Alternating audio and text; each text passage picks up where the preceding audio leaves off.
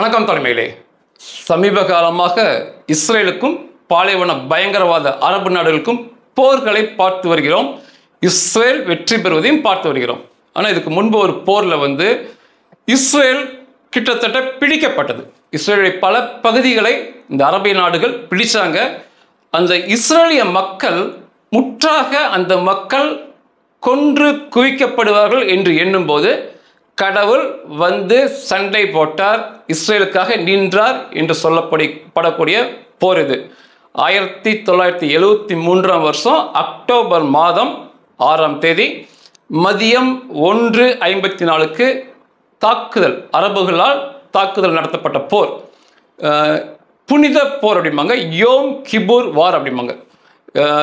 ஒரு பக்கம் இஸ்ரேல் என்று சிறிய தனி நாடு இருந்தாங்க. அதுக்கு எதிர்ப்பக்கம் 13 பயங்கரவாத இந்த அரேபிய நாடுகள் இருந்தாங்க. இதில் எகிப்தும் சிரியாவும் தான் இஸ்ரேலுக்கு எல்லை. எகிப்து சிரியா. இந்த எகிப்து சிரியாவுக்கு பின்னாடி இருந்து பண உதவி, ஆயுத உதவி, இராணுவ வீரர்கள் உதவி இத்தனையும் கொடுத்து Saudi Arabia, Algeria, Jordan, Libya, Iraq, Kuwait, Tunisia, Morocco, Cuba, north Korea, பயங்கரவாத பாலஸ்தீன் கணக்கு போட்டிங்கன்னா மொத்தம் 13 நாடு வரும். 13 நாடு சேர்ந்து வந்தாங்க. இந்த சண்டை முதல் தாக்குதல் எப்பொழுதுமே முக்கியத்துவம் பெற்றது, வெற்றிக்கு வகுக்கும் சொல்லி இந்த சண்டை நிரூபிக்கும். அதாவது முதல் போய் தாக்கும்போது அடுத்து தாக்குவதற்கு வாய்ப்பு கிடைக்கும். முதல் தாக்குதல் நம்ம வாங்கிட்டோம்னா அதுலேயே முடிந்து போக வாய்ப்பு இருக்குது. இந்த சண்டையும் அப்படி நிரூபித்த சண்டைகளில் ஒன்று. அதே போல் இஸ்ரேல் இராணுவ வீரர்கள் இந்த பாலைவன பயங்கரவாத அரபுகிட்ட சிக்கினா எப்படி சிதைக்கப்படுவார்கள் சொல்லி உலகத்திற்கு காட்டிய அந்த கோர முகத்தை காட்டிய போரும் இது. அதே போல் இந்த பயங்கரவாத அரபுகளிடம் சகோதரத்துவம், அன்பு, கருணை இது எதுவுமே புரியாது. அவங்கள அடித்தா மட்டுமே அவனுக்கு புரியும் சொல்லியும் இந்த சண்டை நிரூபிச்சிருக்கும். இந்த போருக்கு பின்னால் தான் இந்த பயங்கரவாத அரபு நாடுகள் போல் வருவதை, ஒட்டுக்காக நாடுகளாக தோல்வியுற்று இடங்களை பறிகொடுப்பதை தவிர்ப்பதற்காக பயங்கரவாத இயக்கங்களை உருவாக்கி அவர்களை அனுப்புனாங்க. இந்த போருக்கு பின்னால் தான் அரபு நாடுகளாக வரதில்லை, அப்படி நிறுத்திக்கிட்டாங்க, ஸ்டைலை மாற்றினாங்க. அதுக்கப்புறம் இந்த ஹமாஸ், இசபுல்லா, இஸ்லாமிக் ஜிஹாத், ஹவுதி இதை போன்ற பல பயங்கரவாத இயக்கங்களை உருவாக்கி அவர்களுக்கு பின்னால் நாடுகள் நின்று கொண்டார்கள். ஏன்னா கண்டிப்பாக தோல்வியுறுவோம், வெற்றி பெற முடியாது, படுகேவலன்னு சொல்லி தங்கள் ஸ்டைலை மாற்றிய போர் இது. இந்த போர் 1967 6 நாள் ஒரு போர் நடந்துச்சு. அதோட தொடர்ச்சி 1967 சண்டையில் எகிப்து தோல்வியுற்று தங்களுடைய சூயஸ் பகுதியை இஸ்ரேல் இழந்திருந்தாங்க.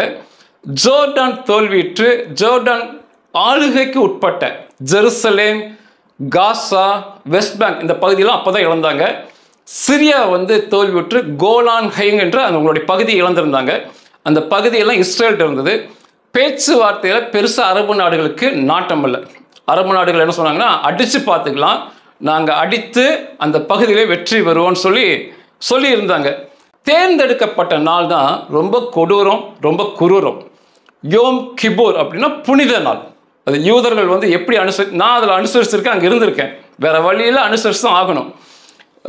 இந்த புனித நாளில் யூதர்கள் எந்த வித நகர்வுமே அவங்க இருக்க மாட்டாங்க, நகர மாட்டாங்க. ஒரு இடத்துல உட்கார்ந்தாங்கன்னா அப்படியே இருப்பாங்க. ஒன்றா வீட்டில் இருப்பாங்க, இல்லை தேவாலயத்தில் இருப்பாங்க. எந்தவித பேச்சுக்கள், வாகனங்கள் மற்றும் எந்த இயக்கங்களும், தொழிற்சாலைகள், கடைகள் எதுவுமே இருக்காது. 100% எல்லாத்தையும் பூட்டிடுவாங்க. மின்சார வசதி உபயோகப்படுத்த மாட்டாங்க, எலக்ட்ரிசிட்டி உபயோகப்படுத்த மாட்டாங்க. அன்னைக்கு ரொம்ப முக்கியம், ரேடியோவும் டெலிவிஷனும் இயங்காது, அணைச்சிடுவாங்க மொத்தமாகவே. எந்தவித ரேடியோ டெலிவிஷன் இல்லாத போது எந்த தகவலும் எங்கேயும் சேராது.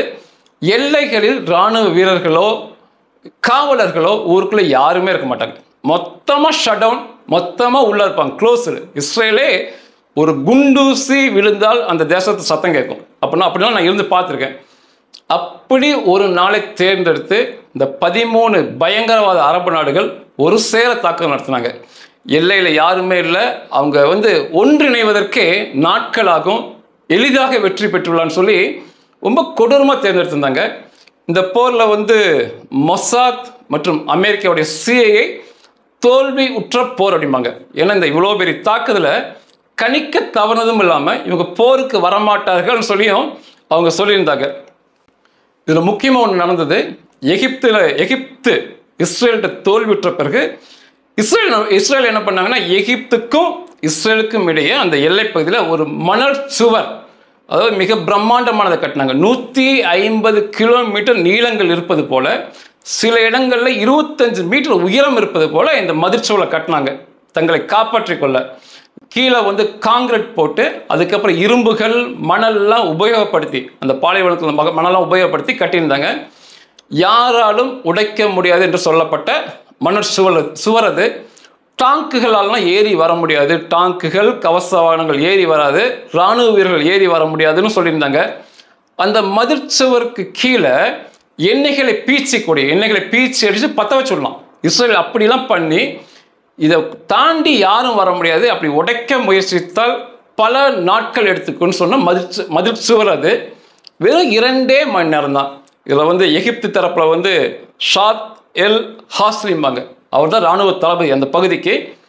அதுக்கு முன்னமே பிரான்ஸ்லேருந்து, ஜெர்மனிலிருந்து, இங்கிலாந்துலேருந்து தண்ணீரை ராட்சச அளவில் பீச்சி அடிக்கக்கூடிய பீரங்கிகள், கெனான் அப்படிம்பாங்க, ராட்சச வேகத்தில் பீச்சி அடிக்கக்கூடிய ஆர்டர் கொடுத்து வாங்கி பல நாட்களாகும் வெடிகுண்டுகளால் வெடிக்க வைக்க, பீரங்கிகளால் தகர்க்கன்னு சொன்ன மதிர்ச்சுவரை 2 மணி நேரத்தில் தண்ணியை மட்டும் உபயோகப்படுத்தி 70 இடங்களில் பொத்தல் போட்டு அந்த 70 இடங்கள் வழியாக உள்ளே வந்தாங்க.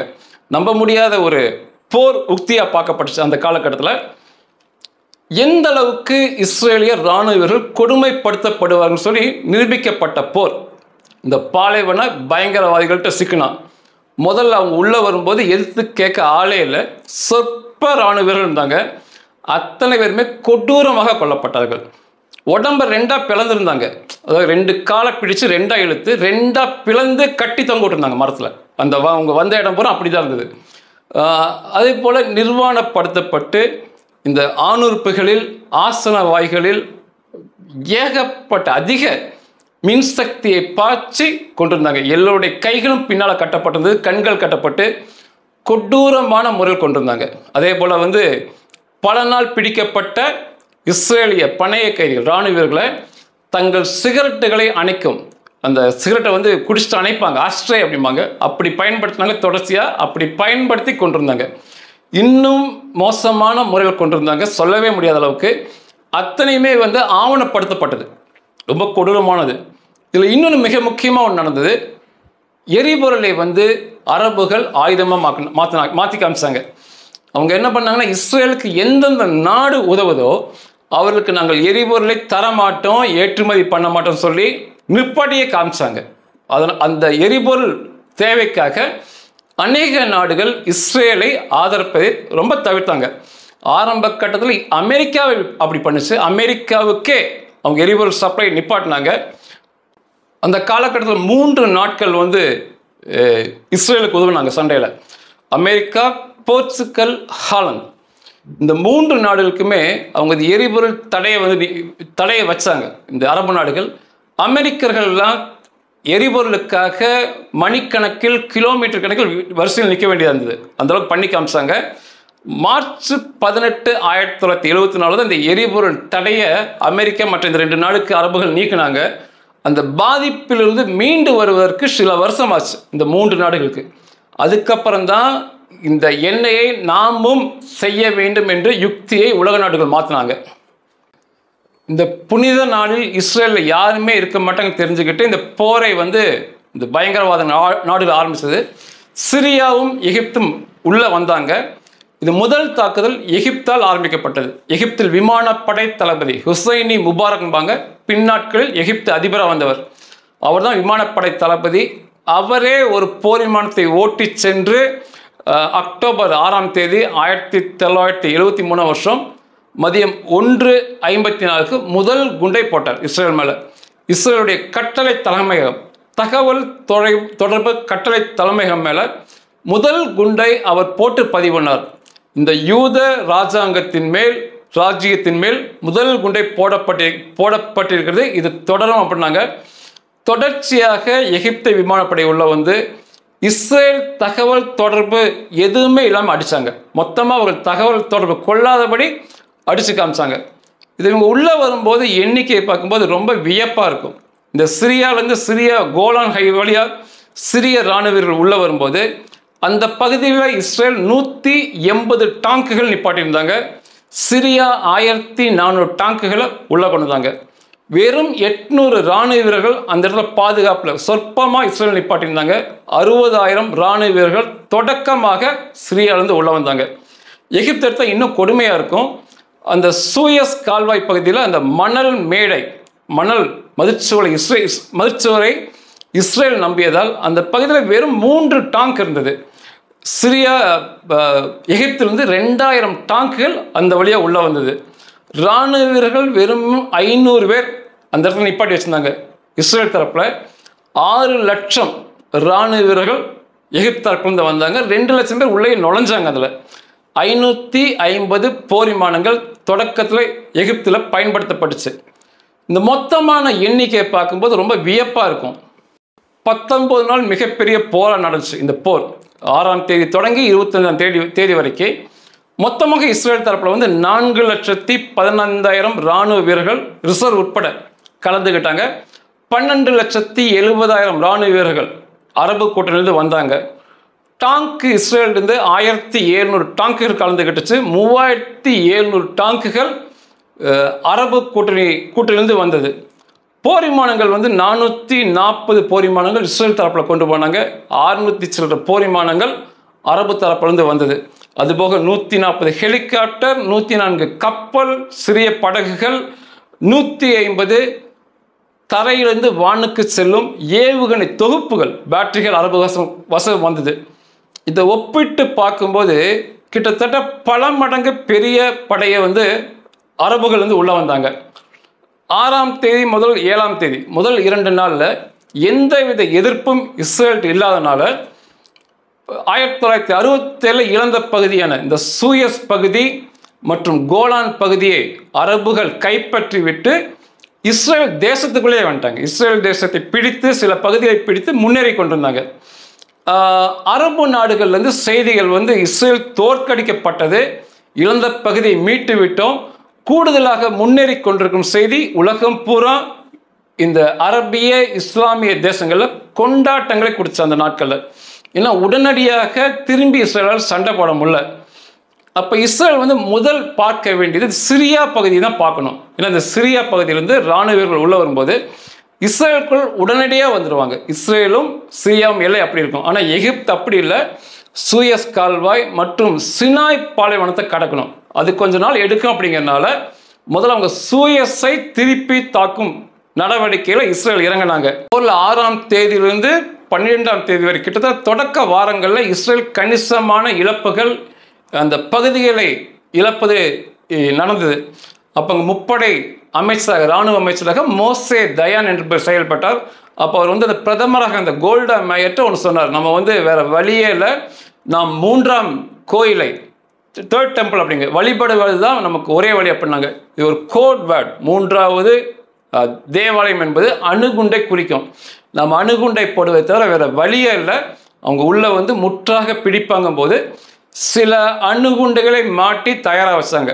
எகிப்திற்கும் சிரியாவுக்கும் போடுவதற்காக அணுகுண்டுகள் தயார் பண்ணாங்க. அதை தெரிந்து கொண்ட ரஷ்யா வந்து அவர்கள் அரபு தேசத்துக்காக அணுகுண்டுகளை ஏவுகணைகள் மாட்டி தயாராக வச்சுருந்தாங்க. ஆனால் அதுக்கப்புறம் இவங்க இஸ்ரேல் வந்து போரில் ஈடுபடும் போதே அவங்க தொடர்ச்சியாக கடவுளை வழிபடுவது அதிகமாக போச்சு. ஏன்னா கடவுளை வழிபடும் நாளில் தான் இந்த தாக்குதல் நடைபெற்றிருக்கு. அப்போ கடவுள் நீங்கள் எனக்கு காப்பாற்றுன்னு சொல்லி மிகப்பெரிய அழுகையோடு வேண்டுதல் செஞ்சாங்க. ஏன்னா அந்த தேசம் பிடிக்கப்படும் சூழல் இருந்துச்சு, ஒன்றுமே பண்ண முடியல. ஒரு பக்கம் ஒரு சிறிய நாடு, மற்ற பக்கம் 13 பெரிய நாடுகள் ஒட்டுக்காக வராங்க. சிரியாவிலேருந்து உள்ள வராங்க, எகிப்திலிருந்து வராங்க, லெபனானிலிருந்து இந்த வாய்ப்பை பயன்படுத்தி கொண்டு பாலஸ்தீன பயங்கரவாதிகள் லெபனான் வந்து சரமாரியாக ராக்கெட் விட்டாங்க. தொடர்ச்சியாக தாக்கிட்டு இருக்காங்க. என்ன பண்ணுவது தெரியாமல் கடவுளும் அழுது புலம்பி ஜெபித்து கொண்டு சண்டையில் ஈடுபட்டார்கள். ஆனால் ஒரு வாரத்தில் எல்லாமே மாறி போச்சு.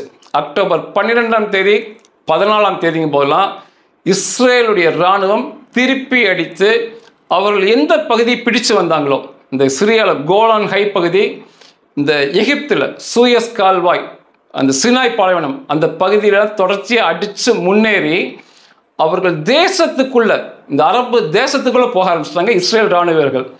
நம்ப முடியாத செய்தியாக, ஒரு மிகப்பெரிய ஊக்கத்தை கொடுக்கும் செய்தியாக இது இஸ்ரேலுக்கு அமைஞ்சது. எகிப்திய பகுதியில் வந்து பிராந்திய தளபதி, அங்கே வந்து இஸ்ரேல் தரப்பில் அரியல் சரோன் சொல்லி ஒரு மூர்க்கத்தனமான தலைமையாக இருந்தார் தளபதி. இவர் என்ன பண்ணார்னா, இந்த பிரதமர் சொல்வது, முப்படை தளபதி சொல்வது, இல்லை இராணுவ அமைச்சர் சொல்லலாம் கேட்க மாட்டேன்ட்டார். இந்த சண்டையில் நீங்கள் சொல்வது எதுவுமே கேட்க மாட்டேன், நான் பண்ணுவேன்னு சொல்லி தன்னிச்சையாக படை வீரர்களை கொண்டு போய் இந்த அவங்க சூயஸ் கால்வாய் வழியாக வந்ததை விட்டுட்டாங்க. அந்த பகுதி இராணுவ வீரர்களை அதை விட்டுட்டு இன்னொரு பகுதியை வழியாக எகிப்துக்குள்ளே போய் கெய்ரோ, அவங்களுடைய தலைநகரம், எகிப்திய தலைநகரம் கெய்ரோ பக்கத்தில் போயிட்டாங்க. வழியில் இருந்த எல்லா இராணிகளும் கொன்று கெய்ரோக்கு கொஞ்சம் முன்னாடி போயிட்டாங்க. அதே போல் சிரியாவில் அந்த கோலான் ஹைட்ஸ் பகுதியை திரும்ப பிடிச்சு சிரிய தலைநகர் டமாஸ்கஸ், அந்த டமாஸ்கஸ் பக்கம் போயிட்டாங்க இஸ்ரேல் இராணுவர்கள் வழி அணிவகுத்து. இன்னும் ஒரு தினங்கள் இருந்தால் இங்கே எகிப்தில் கெய்ரோ பிடிக்கப்பட்டிருக்கும், அங்கே சிரியாவில் டமாஸ்கஸ் பிடிக்கப்பட்டிருக்கும். இரண்டு தேசத்துலையுமே சென்ற வழியெல்லாம் தங்கள் கொடியை நட்டி பறக்க விட்டு தொடர்ச்சியாக உள்ளே போயிட்டு இருந்தாங்க. மிகப்பெரிய ஆச்சரியமாக பார்க்கப்பட்டது உலக நாடுகளில். 13 நாடுகள் உள்ளே வந்திருக்காங்க, எதிர்பாராத நாளில் உள்ளே வந்திருக்காங்க, நேரத்தில் உள்ளே வந்தாங்க. இழந்த பகுதியை பிடித்து இஸ்ரேலுக்குள்ளே நுழைஞ்சிட்டாங்க. இந்த வெற்றி செய்தி அரபிய இஸ்லாமிய உலகத்தில் மகிழ்ச்சியோடு கொண்டாடப்பட்டது. ஆனால் ஒரே வாரத்தில் இவங்க தொடர்ச்சியாக வேண்டுதல் செய்து கொண்டு கடவுள்கிட்ட இதெல்லாம் கேட்டாங்க. அந்த சமயத்தில் உங்களுடைய தினத்தை அனுசரித்தோம், நீங்கள் சொன்னது போல் அனுசரித்தோம், ஆனால் அதை பயன்படுத்தி எங்களை தாக்கி விட்டார்கள் சொல்லி அழுது புலம்பி சண்டைக்கு போகும்போது மிகப்பெரிய ஆச்சரியம் காத்திருந்தது. அவங்க இழந்த திரும்ப வந்த பகுதியெல்லாம் பிடிச்சு அவர்கள் தலைநகரம் அருகில் இந்த எல்லா புகைப்பட வீடியோ ஆதாரம் இருக்கு கொடிகளை நட்டி போனாங்க. அப்போ உலக நாடுகள் ரொம்ப வற்புறுத்தி அந்த தலைநகரத்தை பிடிச்சிடாதீங்க, அந்த டமாஸ்கஸை மற்றும் இந்த கெய்ரோவை பிடிச்சிடாதீங்கன்னு சொல்லி மிக வேண்டுதல் பண்ணி கேட்டோமே. இந்த அரியல் சரோன்லாம் ஒத்துக்கலை. அது நான் யார் சொன்னாலும் ஒத்துக்கொள்ள மாட்டேன், நாங்கள் அங்கே போய் கொடி ஏற்றுவோம்னு சொல்லிட்டு இருந்த நேரம் அது. கூடுதலாக ஒரு இஸ்ரேல் பதிவு பண்ணியிருந்தாங்க.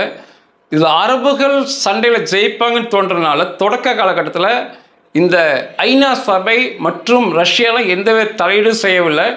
அதுக்கப்புறம் தலைகீழ நிலைமை மாறி அரபுகள் தோற்பார்கள் என்று முழுசாக தெரிஞ்ச பிறகு, தலைநகரங்கள் அவர்கள் தலைநகர் பிடிக்கப்படும் என்று தெரிஞ்ச பிறகு அக்டோபர் 22ஆம் தேதி கிட்டத்தட்ட 16 நாள் கழிச்சு ஐநா சபை மிகப்பெரிய வற்புறுத்தல் கொடுத்தாங்க. நீங்கள் சண்டை நிறுத்தம் கொண்டு வர வேண்டும் என்று சொல்லி அக்டோபர் 24 சண்டை நிறுத்தம் வராவிட்டால் ரஷ்யா தனது படையை அனுப்பும்லாம் சொன்னாங்க. இவங்க எந்த நிர்பந்தத்தையும் கேட்கல, தொடர்ச்சியாக முன்னேறி கொண்டிருந்தாங்க. ஆனால் தொடர்ச்சியாக அமெரிக்கா உலக நாடுகள் வற்புறுத்தி கேட்டு இந்த எண்ணெய் பற்றாக்குறை மிகப்பெரிய பிரச்சனையாக இப்போ உலக நாட்டில் போச்சு. அப்போ எண்ணெய் பற்றாக்குறையால் எரிபொருள் நிரப்ப கிலோமீட்டர் நிற்க வேண்டியது. அதனால் அக்டோபர் 25 கிட்டத்தட்ட அரைகுறை மனசோட இஸ்ரேல் சண்டையை நிப்பாட்டினாங்க. மாபெரும் வெற்றியை பதிவு பண்ணி இந்த கடைசி காலகட்டத்தில் மட்டும் இந்த விமான படை சண்டை டாக் ஃபைட்மாங்க, வானத்தில் வந்து எதிரி நாட்டு போர் விமானம் இஸ்ரேலும் சண்டை போடும்போது அந்த நாட்களில் 5 போர் விமானங்களை இஸ்ரேல் இழந்து 334 அரபு போர் விமானங்களை தகர்த்தாங்க, வான தகர்த்து விழுக்காட்டினாங்க. மிகப்பெரிய ஆச்சரியமாக பார்க்கப்பட்டுச்சு. கடைசியில் வந்து ஒட்டுமொத்தமாக லாஸ் பார்க்கும்போது இஸ்ரேல் தரப்பில் 2800 இராணுவ வீரர்கள் கொல்லப்பட்டிருந்தாங்க. அதில் ஆரம்ப காலகட்டத்தில் அவங்க உள்ளே வரும்போது கொல்லப்பட்டவர்கள் தான் அதிகம். இந்த வழியில் இருந்த எல்லாத்தையுமே கொண்டுட்டாங்க, கொடூரமாக கொண்டாங்க. நான் தொடக்க காலத்தில் சொன்ன மாதிரி 2ஆக பிளந்து தொங்க விட்டுருந்தாங்க. அந்த பகுதிகள், இந்த மரங்கள் எல்லாமே அவர் உள்ள வந்த பகுதியில் இருந்த மரத்தில் இஸ்ரேலிய இராணுவ வீரர்கள் நிர்வாணப்படுத்தப்பட்டு 2ஆக பிளக்கப்பட்டு ஒரு ஏதோ ஒன்று கட்டி தொங்க விடு போல் தொங்க விட்டுருந்தாங்க. ரொம்ப கொடூரமாக இருந்துச்சு ஆரம்ப காலகட்டத்தில். அதுக்கப்புறம் இழப்புகள் கம்மியாக இருந்தது. 2800 மொத்தமாக இஸ்ரேல் இராணுவ வீரர்கள் கொல்லப்பட்டாங்க. அரபிகள் தரப்பில் 30,000 இராணுவ வீரர்கள் கொல்லப்பட்டாங்க. இஸ்ரேல் தரப்பில் 18,000 பேர் காயப்பட்டாங்க. அரபுகள் தரப்பில் கிட்டத்தட்ட 55,000 பேர் காயப்பட்டாங்க. இந்த சண்டையில் அமெரிக்காவுடைய பங்களிப்பு மறக்க முடியாத பங்களிப்பு இஸ்ரேலுக்கு. ஏன்னா சண்டை நடந்த தினங்களே ஏர்லிஃப்ட் வான்வழியாக ஏகப்பட்ட ஆயுதங்களை அமெரிக்கா கொண்டு வந்து குவிச்சாங்க. இவர்கள் அவங்களுடைய விமானங்கள் வருவதற்கு தளமாக போர்ச்சுகல் மற்றும் ஹாலந்து மட்டும் துணிச்சலாக தங்களை இடங்களை கொடுத்து வருவாங்க. சண்டைகள் நடக்கும் காலகட்டத்தில் 22,395 டன் ஆயுதங்கள், அதாவது பீரங்கிகள் மற்றும் வாகனங்கள், துப்பாக்கிகள், வெடிமருந்துகள் போன்றவை சண்டை நடக்கும்போது மட்டும் கொடுக்கப்பட்டுச்சு. மொத்தமாக 90,000 டன். அந்த சண்டை முடிந்த பிறகு சில நாட்களும் அமெரிக்கா கொடுத்தாங்க. 90,000 டன். அப்படி பார்த்தீங்கன்னா 9 கோடி கிலோ வெடிமருந்து பொருட்கள் இவங்க அமெரிக்க தரப்புலேருந்து வந்தது. அவங்க வந்து C-141 ஸ்டார்லிஃப்ட் வகை விமானங்கள் மற்றும் C-5 கேலக்ஸி வகை விமானங்கள் மூலமாக அமெரிக்கா வந்து ஆயுதங்களை கொடுத்தாங்க. இந்த சமயத்தில் மட்டும் 567 விமானங்கள் ட்ரிப் அடித்தாங்க இஸ்ரேலுக்கும் அமெரிக்க இடையில். இஸ்ரேலுடைய எல்லால் விமானம், இஸ்ரேல் ஏர்லைன்ஸ்பாங்க, அவங்க 170 ட்ரிப் அடித்தாங்க. அதுபோக கடல் வழியாகவும் ஆயுதங்கள் கொடுத்தாங்க. சண்டை நடக்க இத்தனை ஆயுதங்கள் 9 கோடி கிலோ அளவுக்கு ஆயுதங்களை பெற்றுக்கொண்டு சண்டையில் வந்து மாபெரும் வெற்றி பெற்றாங்க. அதே போல் அரபு தரப்புக்கு ரஷ்யா வந்து மொத்தமாக 63,000 டன் 6 கோடியே 30 லட்சம் கிலோ வரும் ஆயுதங்களை அவங்க கொடுத்தாங்க. அவங்க ஆண்டனோவ் AN-12 வகை விமானம், சரக்கு விமானம், AN-22 வகை விமானம், இதில் 900 ட்ரிப் அடித்து இத்தனை ஆயுதங்கள் ரஷ்யாவிலிருந்து அரபு நாடுகள் கொடுத்தாங்க. இந்த போரில் வந்து மாபெரும் வெற்றியை இஸ்ரேல் பெற்றுக்கொண்டது. இந்த நம்ப முடியாத புனித போரில் மாபெரும் வெற்றியை இஸ்ரேல் பதிவண்ணாக கணிசமாக தங்களுடைய எல்லையை பெரிதுபடுத்தினாங்க. அரபியர்கள் மனதளவில் வந்து இனிமேல் வெற்றி இஸ்ரேலிடம் பெற முடியாது என்று சொல்லி கிட்டத்தட்ட அதுக்கப்புறம் பெரிய அளவிலான நேரடி போருக்கு வராமல் பயங்கரவாதிகள் ஊக்குவிப்பதை ஆரம்பித்தாங்க. கிட்டத்தட்ட பாகிஸ்தான் செய்தது போல. பாகிஸ்தான் போரில் தொடர்ந்து தோல்வியுற்ற பிறகு இனி இந்தியாவுடன் நேரடி போர் வேண்டாம், பயங்கரவாதிகள் எப்படி ஊக்குவிச்சாங்களோ அப்படி தான் இந்த அரபுகள் தங்களுடைய எண்ணத்தை வந்து அந்த பகுதியில் மாற்றினாங்க. இது இஸ்ரேல் தரப்பில் அன்றைக்கி வந்து பிரதமராக கோல்டா மேயர் இருந்தாங்க. முப்படை தளபதியாக இராணுவ அமைச்சராக மோசே தயான் இருந்தார். முப்படை தளபதியாக இஸ்ரேலில் வந்து டேவிட் எலியேசர் அப்படின்பவர் இருந்தார். இந்த போருக்கு பின்னால் வந்து ஆரம்ப கட்ட தோல்வி, இது மொசாத் வந்து இது தடுக்க தவறிவிட்டது, உளவு பணி தோல்வி விட்டுன்னு சொல்லி இது தொடக்க காலத்தில் ஏற்பட்ட தோல்விக்காக முற்றாக பொறுப்பு ஏற்றுக்கொண்டு இந்த முப்படை தளபதி டேவிட் எலியேசர் அவர் பதவியை ராஜினாமா செய்தார். இந்த போர் முடிஞ்சோனைய வெற்றி பெற்றாலுமே ஆரம்ப கட்ட சித்திரவதைகள் கணக்கில் சொல்ல முடியாத அளவுக்கு இருந்தது. அதனால் அவர் பதவியை ராஜினாமா செய்தார். பிரதமராக இருந்த கோல்டா மேயர் அவருமே வந்து ஆரம்ப கட்ட தோல்வியினால் அதற்கடுத்த வந்த தேர்தலில் அவர் நிற்காம அவர் கட்சியின் சார்பாக இட்சாக் ரபின் என்பவர் போட்டியிட்டு ஆனால் வெற்றி பெற்றார். மூர்க்கத்தனமாக செயல்பட்ட அரியல் ஷரோன் பிரதமரை சொல்வதை கேட்க மாட்டேன், முப்படை அமைச்சர் தளபதி யார் சொன்னாலும் கேட்க மாட்டேன் என்று சொல்லி தன்னிச்சையாக படைப்பிரிவை நகர்த்தி இந்த எகிப்திய தலைநகரம் கெய்ரோக்கு கொண்டு போய் காட்டியவர். அதுக்கப்புறம் வந்து பிற்காலத்தில் வந்து அவர் பிரதமராக இஸ்ரேலில் பதவி வந்தார். மக்கள் அவர் ரொம்ப நேசித்தாங்க. இதில் எகிப்திய அதிபராக அன்வர் சதாத் அந்த காலகட்டத்தில் இருந்தார். கிட்டத்தட்ட அவர் வெற்றி பெற்றான்னு சொல்ல முடியும். தொடர்ச்சியாக தோல்வி தழுவி கொண்ட அரபு நாடுகளுக்கு அவர் ஒரு வித்தியாசமான தளபதி அதிபராக இருந்தார். ஆரம்ப கட்டத்தில் சண்டையை ஆரம்பித்து உள்ள வந்து அவர்கள் இழந்த சூயஸ் பகுதி மற்றும் இந்த சினாய் பகுதியில் கைப்பற்றிட்டாங்க. இஸ்ரேல் வந்து உள்ளே போகும்போது அந்த பகுதியை விடுத்து தள்ளி போய் தான் அந்த கெய்ரோக்குள்ளே போனாங்க. அந்த பகுதி பிடிக்கப்பட்ட பகுதி அவங்க பிடிச்சு தான் வச்சுருந்தாங்க. அது ஒரு வெற்றி என்று தான் குறிப்பிட்ட வர அன்வர் சதாத்தை. ஆனால் அதுக்கப்புறம் வந்து கெய்ரோ வந்ததெல்லாம் கெய்ரோ பக்கம் இஸ்ரேல் இராணுவம் வந்தனால அவர் கொஞ்சம் மனசு உடைஞ்சு போனான்னு நாங்கள் சொல்லுவாங்க. இதற்கு மேலும் நாம் சண்டை போட்டு வெற்றி பெற முடியாது என்று தெரிந்து கொண்டு சமாதானத்தை நோக்கி முதல்ல இந்த அரபு நாடுகளிலிருந்தே மொத்த அரபு உலகத்திலிருந்து இந்த அன்வர் சதாத் தான் இஸ்ரேல் பக்கம் வந்தார். ரஷ்யா பக்கம் வந்து அமெரிக்கா பக்கம் சாய்ந்தார். அவர் 1977 வருஷத்தில் அன்வர் சதாத் வந்து ஸ்பீக் ஆஃப் பீஸ், சமாதானத்தின் பேச்சு என்று இஸ்ரேலுடைய பாராளுமன்றத்தில் கெனசத்தில் வந்து அவர் பேசினார். அதுக்கப்புறம் வந்து இவங்க புரிந்துணர்வு ஒப்பந்தம் போட்டுக்கொண்டு எகிப்து தான் முதல் ஒரு அரபு நாடாக கை குலுக்கி சமாதானத்துக்கு வந்தாங்க. அவர்கள் பிடித்து வைத்து கொண்டு இந்த பகுதியெல்லாம் கொடுத்துக்கிட்டு எகிப்துக்கும் இஸ்ரேலுக்கும் எந்த பிரச்சனையுமே இல்லாமல் அந்த 1977 முடிச்சுக்கிட்டாங்க. சமாதானம் பண்ணிய நாடு எகிப்து தான். இஸ்ரேலை அங்கீகரித்த அரபு நாடும் எகிப்து தான். எந்தவித பிற அரபு நாடுகள் இவங்களை ஒதுக்கி வச்சிருந்தாங்க. இந்த அன்வர் சதாத்தையும் எகிப்தையும் அக்டோபர் 1981 6ஆம் தேதி 1973 போர் நடத்தினாங்க.